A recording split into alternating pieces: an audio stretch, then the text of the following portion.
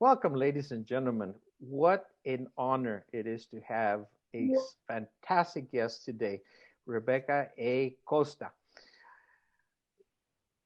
Rebecca's background is phenomenal.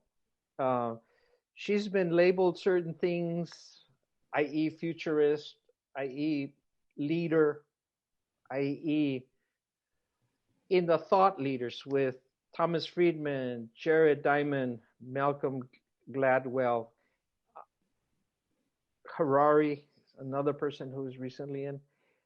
When I came across her books, Rebecca D. Costa, I came across the Watchman's Rattle. Somebody told me, Armando, you have to read it. You have to read it. You have to read it. You have to read it. You know, you were always talking about the future. I found that it was not so much about the future. It was about hope in an era where we are headed or could be headed toward extinction. Rebecca's background is phenomenal. She has interviewed people, Nobel laureates, leaders in government. She's done extensive research, her own background, working with Silicon Valley with major corporations. I mean, just the gamma of working with so many agencies of so many kinds. If you read her books, you'll figure out what it is. I mean, her experience is just phenomenal. With me today also is my mentor, friend, troublemaker, friend, Manuel Franco. He's a community leader. He's also part of the Rotary International, and he has shared with me a lot of ideas. We've been banging ideas back and forth, especially on Rebecca Costa's books. She has really turned our world upside down in terms of brand new thinking. So let's go to the source. Let's go to Rebecca and have her sort of give us a general plane of how we need to evolve given the circumstances we're in front of right now. Rebecca, thank you for being with us on the show. Well, thank you for having me. And I'm not going to climb on that pedestal because I'll break my neck falling off. But thank you for the kind words. And thank you to your troublemaker and friend. He is.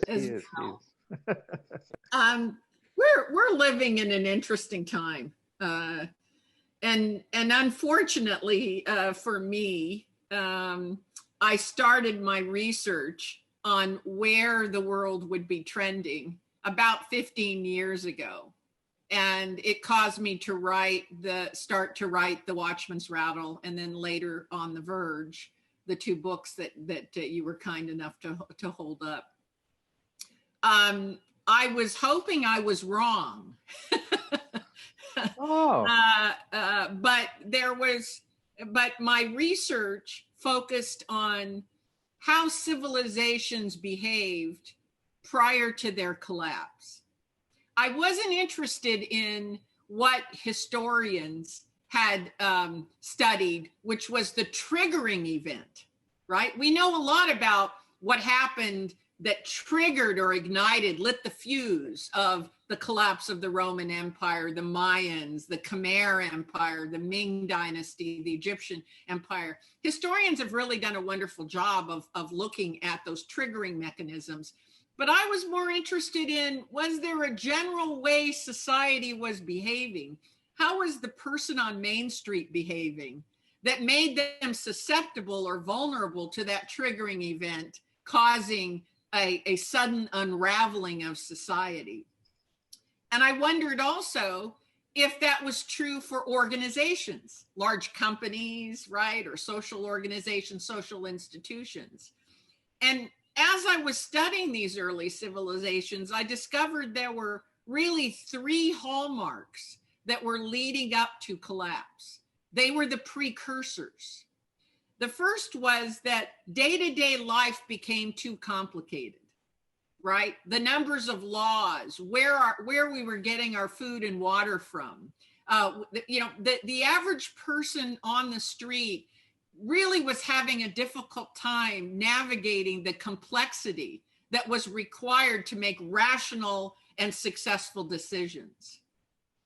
The second thing that happened is that we reached kind of a cognitive threshold where our brain really couldn't distinguish between what was an empirically demonstrable fact and what was an unproven belief.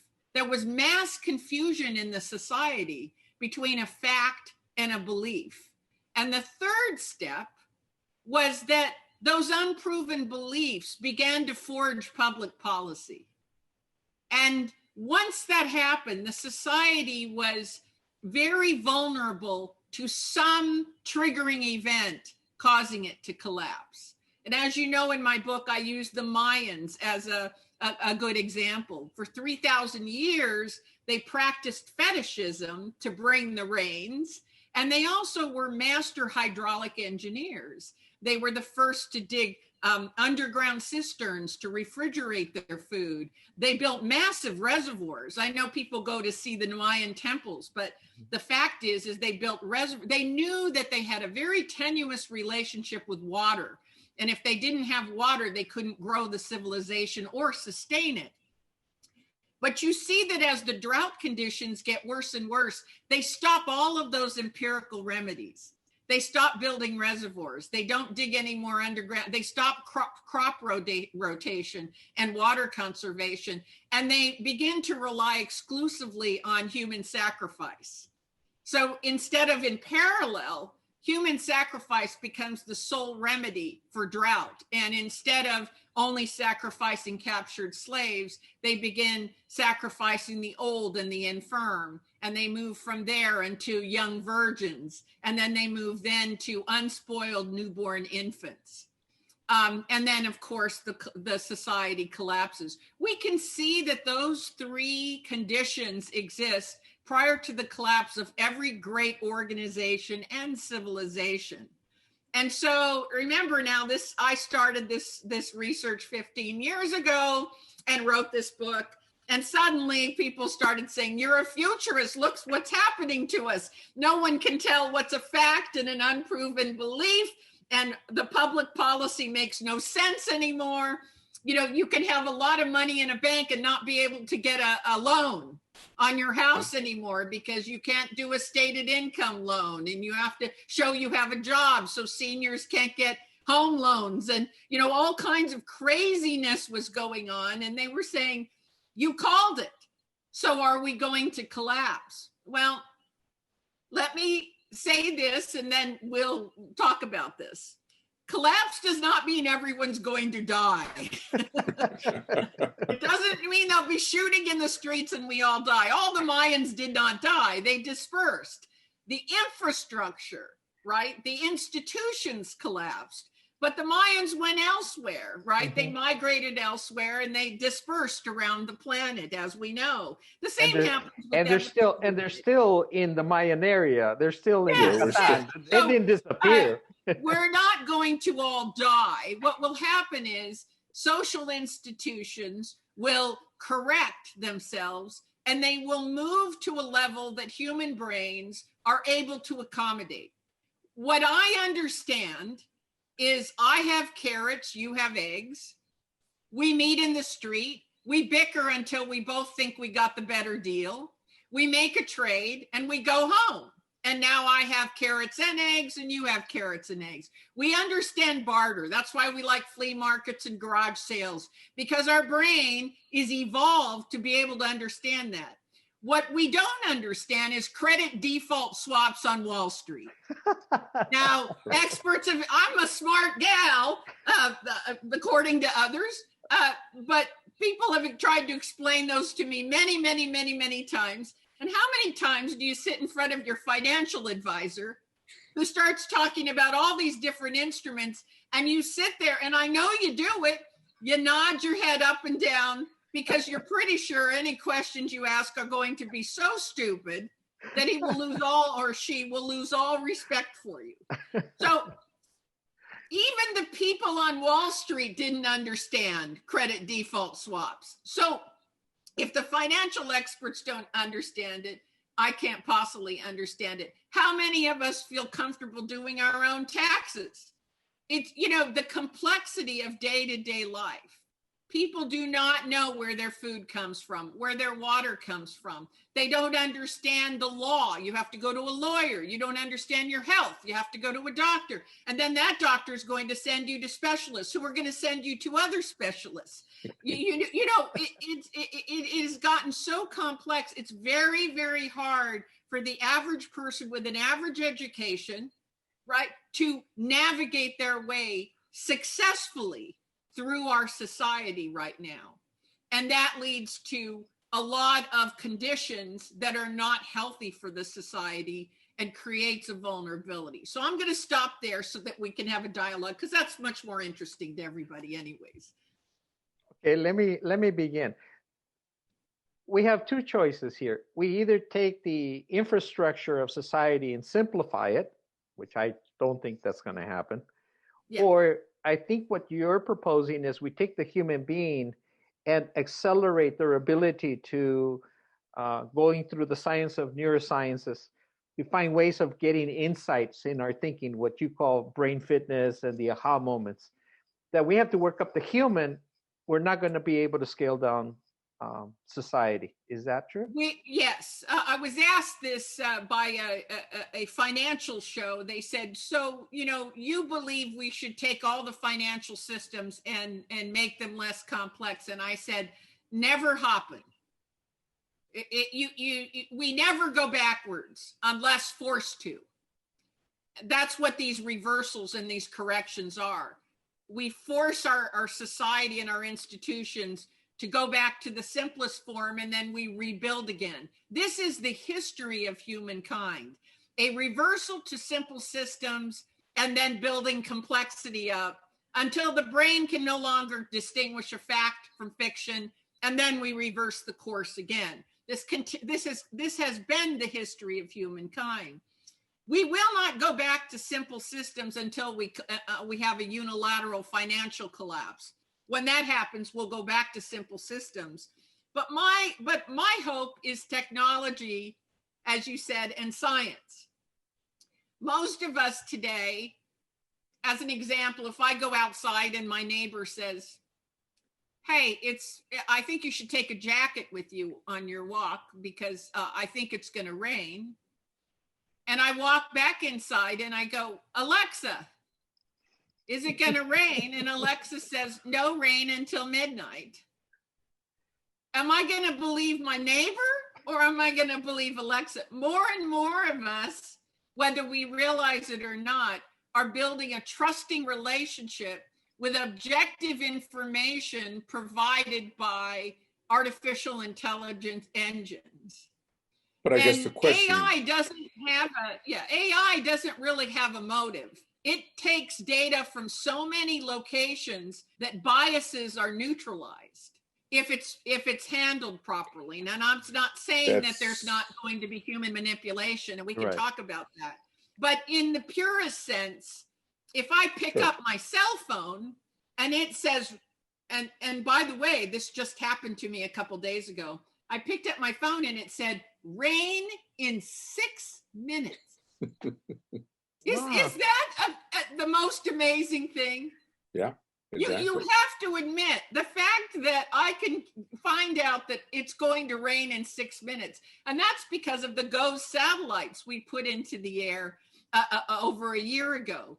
That has given us 6 times the data, and that 6 times the weather data exponentiated into 6 minutes and it's going to rain. That's the degree of accuracy that we have. And you know that's going to be in the blink of an eye. In 1 minute, it's going to rain, and then it's going to be in 10 seconds, it's going to rain. We're going to really get narrow in on that. Rebecca, the important thing here is that we can trust machines much more than we can trust the Neanderthal motives of humans. Humans can't, I have a better relationship with machines than humans, and a lot of psychiatrists listening to the show are going to write in and say, that's not good to say. But to the extent that we can vet facts over machines, we have a leg up. And to the extent that we now know more about how the human brain works, and we can warm up our brains to learn faster and better, to absorb content faster and better, we need to use these tools in a much more pervasive way in society. Rebecca, you stimulated a question for me. I don't think we have time for the answer. Unfortunately, I'll pass it over to Manuel. But the other thing is, I'm thinking that as people use more the algorithms, i.e., our phones and information and data, pretty soon, I believe there's a tendency to just say, well, whatever Alexa says for me to do, let that decide instead of me decide. But that's a whole different issue. But I think there's a tendency that some people to pass all the responsibility over to algorithms instead of taking personal responsibility. Yes, and I have an answer for that, and you knew I would. My answer is anytime there's progress, right, there is an opportunity for that progress to be misused and abused. That's been true throughout the entire history of humankind. Many people are surprised to hear that Charles Lindbergh, when he flew the Atlantic Ocean, he received many, many peace prizes because it was believed that if you could shuttle diplomats across large oceans, that there would be fewer wars. And so, he received all of these peace prizes for helping diplomacy and avoiding wars. Nobody at the time was thinking, well, now we can fly bombs, use those planes to fly bombs. In the same way that the creators of the internet weren't thinking identity theft and cyber warfare, and they weren't thinking along those lines. So every invention you think about, there's a dark side, right? Where we are very naive and where our leaders are very naive is that they're not out ahead of where the science and technology is going and putting in, right, guardrails. We're doing things like 20 years later trying to put the tube back in the toothpaste on Facebook and Twitter. That train left the station 25 years ago. And now we're going, well, we need some form of, vetting what's a fact and what's not a fact. It's too late. Yeah, it's too late. And so if there's a criticism of our government and our institutions, it's that they wait and then it's too late. Whatever manipulation's going to happen has happened. And now you're trying to put the toothpaste back in the tube. We don't need to. If actually the government would call on futurists, we could tell you all the problems you're going to have 15 years from now, and so that you can react now. So going straight into that point, how can we prepare? Because what I hear is that these kids that are coming up are being manipulated, or their questions are being answered through the Alexas and the technology. So where are they going? And how can we direct them to make sure that they start considering long-term what has to happen and how to correct that? Or if there's a correction to it. Well, I believe that artificial intelligence is self-correcting in the best possible way. That's not to say there won't be manipulation, but there will be sources that you will be able to trust. Because remember, AI will look at all of the data, right? And just like in mathematics, you can look at a series of numbers and be able to point to that one's wrong, that one's wrong, that one's wrong, and then vet those out. So the more data you have, the more capability you have to reach out on everything, you can eliminate the manipulation, right? And look for what is consistent. Facts are stubbornly consistent, right? They keep getting verified in the exact same way over and over again. When you try to manipulate a fact, you can't get consistency. And so that is where AI has advantage over human cognitive capabilities, is the vastness at the data that it can look at and its ability. Now, as far as like the educational system, as you know from reading my book, if it's tough for us at our age to grasp the facts and to be able to make rational decisions that will be successful, imagine what it's like to be a young person today. I mean, it must be completely overwhelming. And so I have written a lot about the schools that are using brain fitness at the beginning of starting any classwork. What I'm not talking about video games that are on, that are commonly called brain fitness. I'm talking about those developed by neuroscientists like Mike Mersnick and Posit Science. I have no affiliation with that company whatsoever. I think I have to say that. But he's a neuroscientist who said, we know enough about how to warm up all the parts of the brain, those that look at spatial distance, those that are regarding memory, those that have to make perform logical tasks. We can warm up all those parts of the brain, and let's see if it makes a difference in learning. And boy, did it.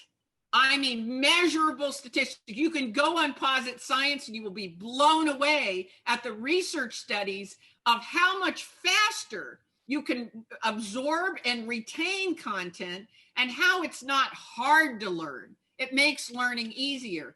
And so he designed these funny video looking games. Kids don't have to know they're eating good food. If it tastes good, they eat it. You don't have to say, I want you to get good nutrition. That almost makes it taste bad, right? But you know what I mean? So I used to sneak in the vegetables and sneak in the good stuff. Well, sometimes you got to sneak in the things that are really good for learning. And one of those things is brain fitness, warming up the brain so that kids can absorb content really quickly. That's one aspect of it. The second is there has never been a substitute for critical thinking. Yep. And I don't know why we don't teach that from grammar school up. We need to teach kids to be very critical and judicious and to look for consistency, right? So that when you think about manipulating information, how do people manipulate information? They tap into our Neanderthal emotions, the emotions that we share with lower animals, right? They don't tap into our logical thinking. The goal of misinformation is to get you to react, to tap into your emotions, to get you riled up about something. And so what the way to neutralize that is to say, if you're feeling something that's a clear sign you're not using your critical thinking capability. Your critical thinking capability is neutral. It stays in the neutral lane, right? As you absorb data and you reject data that is not true. And I think that we need to teach children critical thinking. Now, let me tell you something, because there's a dark side to everything I say. Right. I taught my kids critical thinking and they were a pain in my butt. Exactly. And this is something that I find, because that's one of the points that this school has really focuses on critical thinking. Yet when you start to deal with the alumni base that have done exceptionally well, they're a pain. Yeah. Oh, it's difficult. And kids that are critical thinkers are a pain. They're much harder to raise than those that become, robots and do everything you say. I was envious of other parents.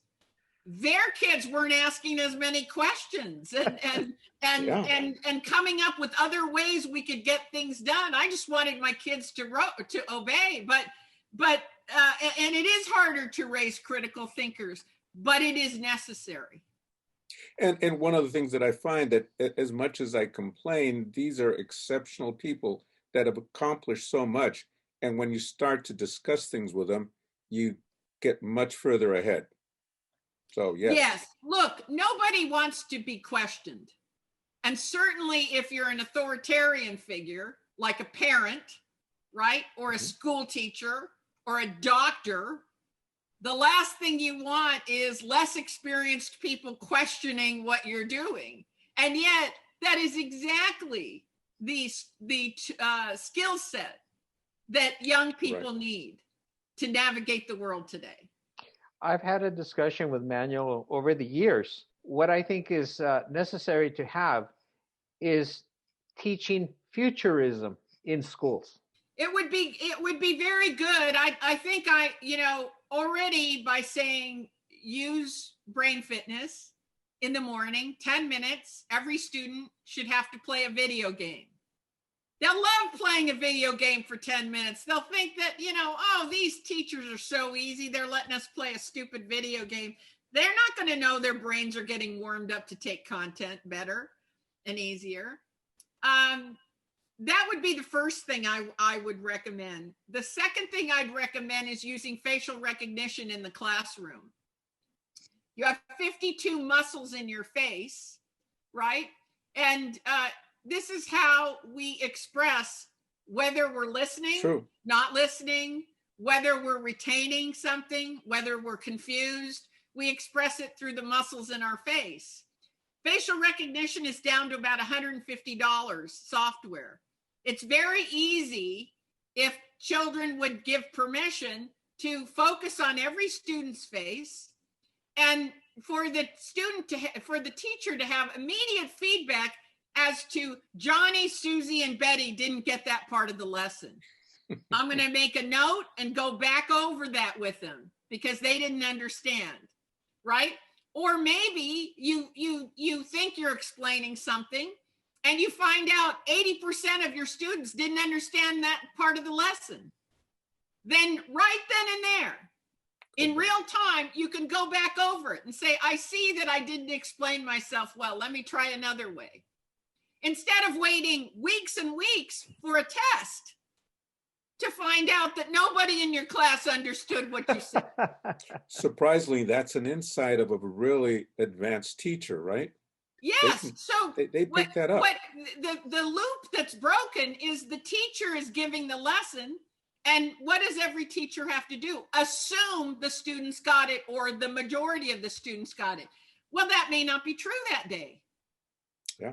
So if you could have an immediate feedback loop as to know which students need more attention in that area, and if it's only a few, you could say, hey, stay after class, Johnny, Susie, Betty, right? I want to go back over this part of the lesson with you. Or if it's a lot of the class, you're going to go back over it. You need to refocus on that because they didn't get it. Rebecca, if I can sort of sneak in a question here, being that you have the background over at Silicon Valley, et cetera, would it be possible in the near future where every student has its own AI program, following it from kindergarten all the way through college, and finding out what they're missing and what they don't understand, and the AI would say, look, we're going to sit down and we're going to go over the subject matter instead of the teacher trying to figure out 30 brains at the same time? Yes, there will be an AI history for every student, and it will know your weaknesses. It will automatically know that, that you always make this punctuation error. It will automatically, and it will follow you into the workplace, by the way. Wow. That AI history will follow you always into the workplace and say, you always use this punctuation and it's not right, so I'm going to fix it each and every time, or I'm going to point it out to you each and every time. Yes, from the moment that you enter school, and even before, when you're an infant, perhaps on a video game, AI-based video games are very, very, very good. I had a chance at the Santa Fe Institute, this was 25 years ago, where they sat me down in front of kind of a fun game. And I played the game once or twice, and I, got a perfect score, let's say 100. The third time I played the game, I couldn't get more than a score of 5. The game figured out that I was really fast on moving to the right, but slower on going to the left. And when things dropped out of the left-hand corner, I didn't get up there fast enough. I always tried to take care of and it had designed the first 2 games to figure out where my weaknesses were. And then on the third game, it said, I know you. I Gotcha. know you, and here's a game for you. And And suddenly I couldn't get above a score of 4 or 5. And I hated that game. I hated that game. And I thought, well, what's going on? But it was forcing me to get better. It was taking my weaknesses, my visual weaknesses, my reaction time. And now I was saying, I better look out because something could come from the left, and I never looked there. And so it was balancing me out. It was helping me strengthen my weaknesses. And that's something AI can do. But then again comes in the ethical portion or the privacy side of it and everything else that comes along with that we're all challenged and fighting right now, right? Yes, I'm not a good person to talk about privacy because that train has also left the station. We can have a discussion about it, but what Amazon and Walmart know about Agreed. you puts what the federal government knows about you in it's pathetic. People were all worried about metadata, and I said, you should see what retailers know about you. Right. But it goes back. I mean, there is no privacy, and we can say we don't like it, but there's a camera on every doorstep now. There's a camera on every phone, right? And on every aisle of the retail store, and they're collecting data. They're collecting data every time you answer the phone, every time you send a message, every time you make a purchase, and you are a known entity.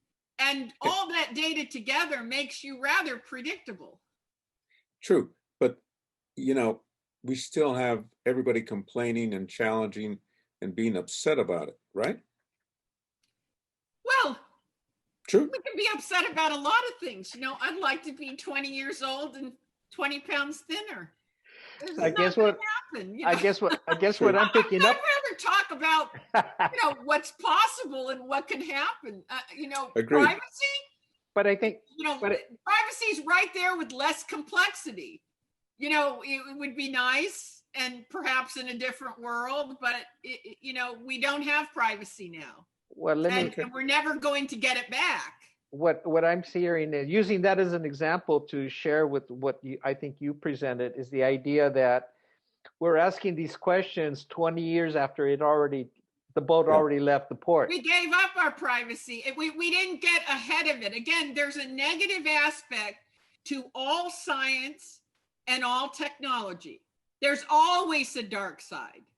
Whether it's the automobile or the internet, it doesn't matter. There's always a dark side.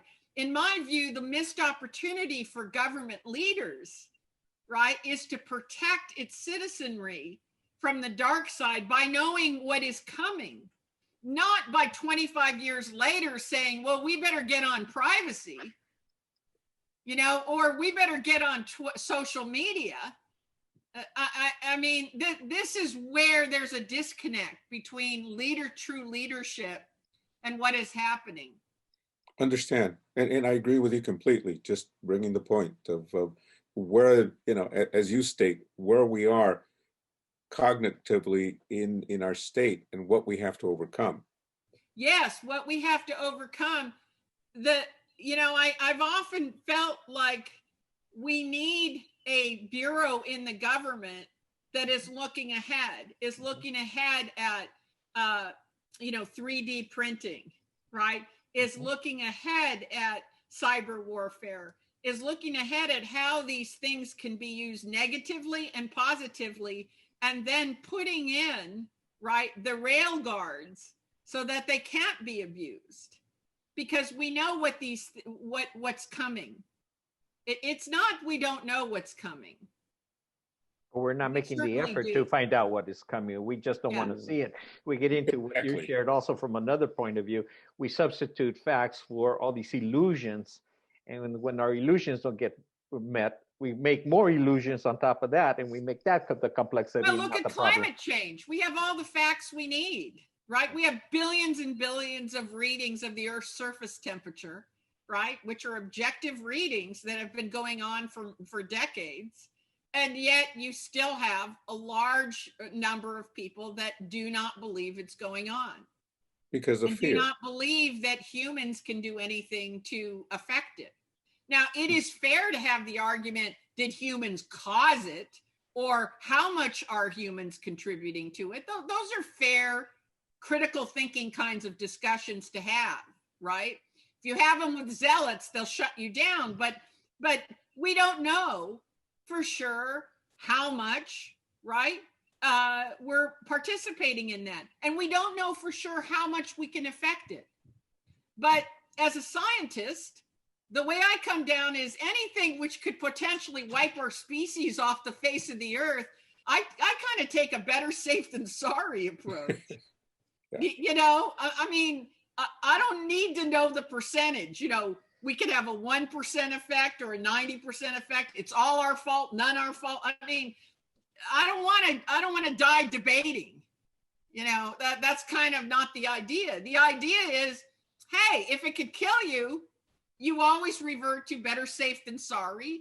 You do as much as you can, right? And you hope for the best. I mean, isn't that the wiser course?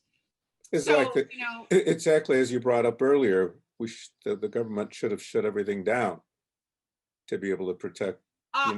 You know, everybody thought I was overreacting, and I said, in a crisis which is exponentiating, you have two choices. The middle choice doesn't exist. You can underreact or overreact.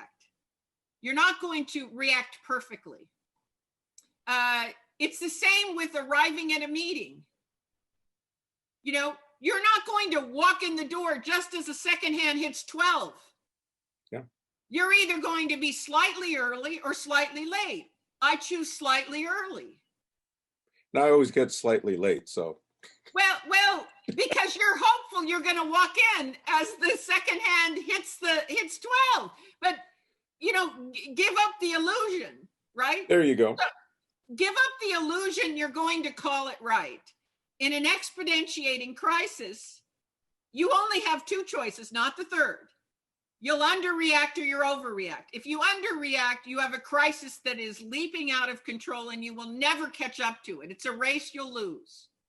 If you overreact, you'll be criticized. That's the worst that can happen to you. You want to know why you'll be criticized? Because you can never prove that had you not overreacted, these bad things would have happened, because they didn't happen. You prevented them. So you eliminate all the empirical justification for why you overreacted. You can't prove that what you prevented would have happened for certain. Yeah. And so this is why people don't want to overreact, because it makes them vulnerable to criticism. But if you understand the repercussions of underreacting, and again, I'm talking about exponentiating crisis, like climate change, like the pandemic virus, your only real choice is to overreact and then take the punch in the nose. For a politician, that's pretty rough, because that probably means your opponent is going to say, yeah, but all that stuff you say you prevented wasn't going to happen. And you know what? Their argument's as strong as yours. And you'll probably lose the election, particularly if you caused people to suffer any personal loss in the interim. So it's a very tough thing for politicians to say, I'm going to overreact and take the punch in the nose in the next election cycle. Which is why you saw the politicians hedging, right? And they were chasing the problem. It's like chasing the market down. Yeah. They were behind, you know, and we've been behind this pandemic since it started. Unfortunately, we're running out of time, but to me, we're just barely starting. There's no way to end this. I have trouble trying to figure out how to wrap all this out, but I do like, you know, and we'll summarize, but I'll let Manuel summarize his views, and then we'll go to Rebecca. Well, one of the things that I really came up to me is the fact that, yes, we've got to prepare the mental ability and capacity of the youth. And literally, and what I'm seeing right now, even our infants as they're coming out, they're so much more advanced in being able to even understand how these computers are working, that they can push the buttons much quicker than we can. Yes. And so I really, really liked your point of getting the mental agility like we used to do the physical agility, which I still think we're missing a lot in our school system. That they've kind of brought down that physical part, which I think is extremely important also. So those two components, and then continue the critical thinking, which is something that at Bosco Tech we've really focused on, and it's really proven well. But the only thing that it's gotten challenging is to bring back the alumni to help promote and continue that forward. But that's a whole nother story. But those are the two things that really came into mind in what we were discussing. Yeah, that's right. We didn't talk much about physical education, but you're absolutely right. It's a critical component. Physical education, brain fitness, right? Critical thinking, and then facial recognition software so that we can complete that loop and that the teacher knows exactly what's being learned at every second and every moment in their classroom and can be more effective than testing many, many weeks later. Those would be the top things for educators. Thank you. My area is that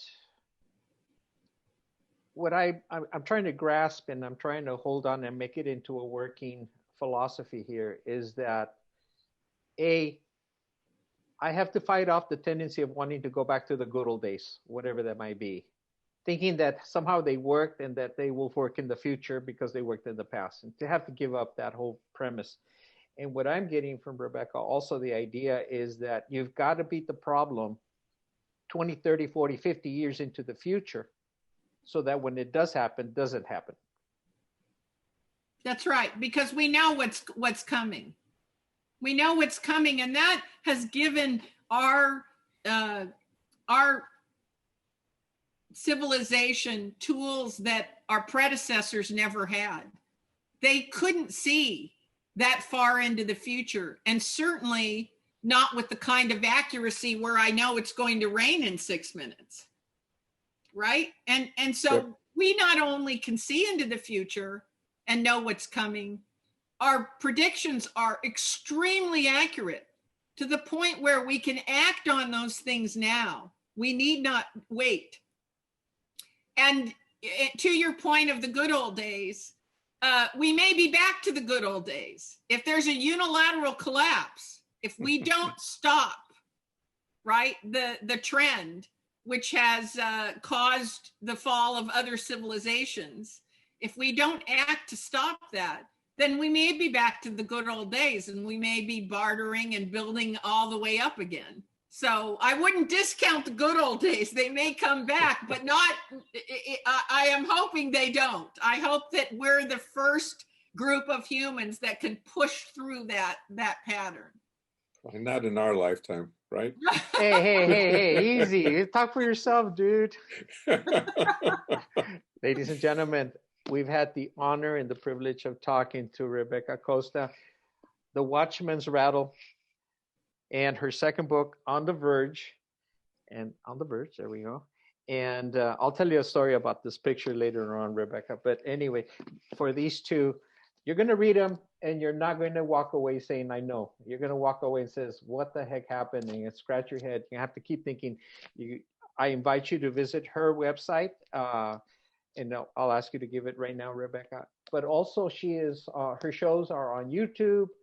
Follow her and you'll never regret it because it's just overwhelmingly beneficial to start thinking the way Rebecca tells us that we should be looking into the world. So Rebecca, thank you. But before we let you go, what is your webpage, please? It's very easy. It's www.RebeccaCosta.com, just my name, RebeccaCosta.com. And Rebecca, all the content is free. The newsletters are free. Everything that we produce is free of charge.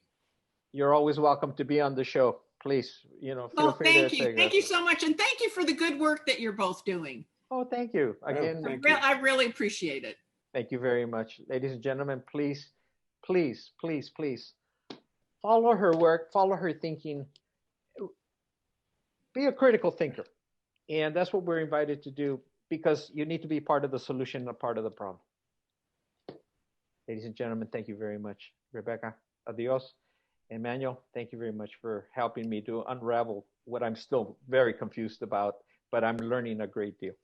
Adios. Thank you for putting us together. Thanks. Adios.